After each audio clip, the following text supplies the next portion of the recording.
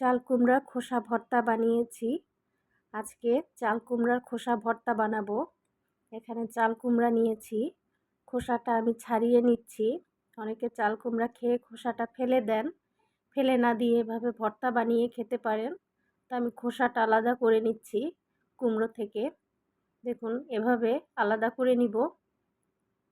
এটা ভাজিও খাওয়া যায়, তবে আমি আজকে ভর্তা করে দেখাবো, যেহেতু একটু শক্ত টাইপের কুমড়াটা, কুচি থাকলে ভাজি করতাম।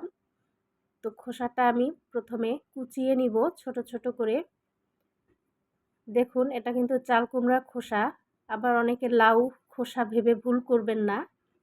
তো এবার ছোট ছোট করে টুকরা করে কুচিয়ে নিচ্ছি, যতটা ছোট করা যায় আর কি।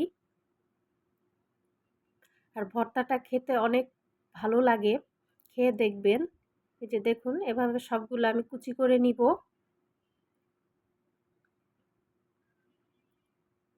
সবগুলো কুচানো হয়ে গিয়েছে, এবারে ধুয়ে নিব ভালো করে।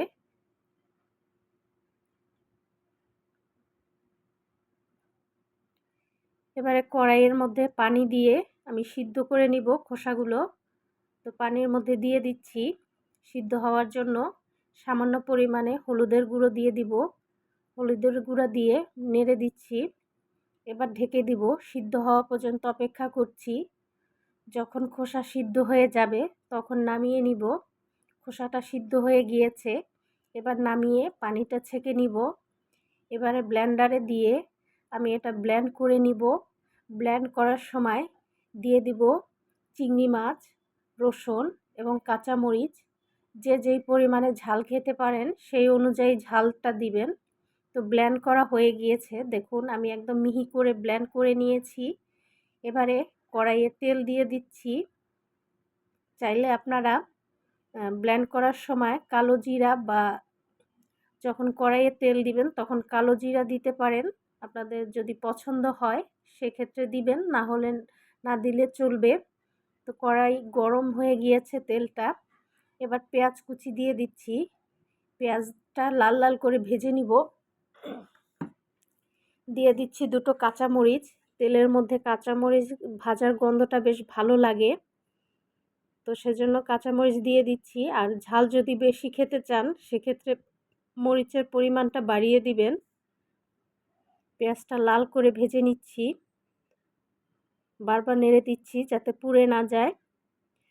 পেঁয়াজটা ভাজা হয়ে গিয়েছে, এবারে চাল কুমড়া খোসাটা ব্লেন্ড করে রেখেছিলাম কড়াইয়ের মধ্যে দিয়ে দিচ্ছি। দিয়ে ভালো করে নেড়ে দিব। ভালো করে নেড়ে দিচ্ছি, এভাবে বারবার নাড়বো যাতে নিচে লেগে না যায়, পুড়ে গেলে স্বাদটা ভালো লাগবে না। পানিটা একদম শুকিয়ে ফেলবো ভাজতে ভাজতে।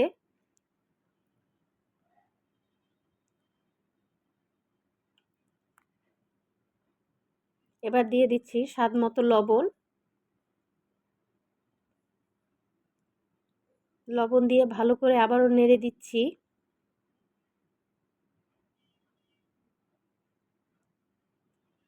আমার রান্নার ভিডিওগুলো যদি আপনাদের কাছে ভালো লেগে থাকে অবশ্যই চ্যানেলটি সাবস্ক্রাইব করে পাশে থাকবেন।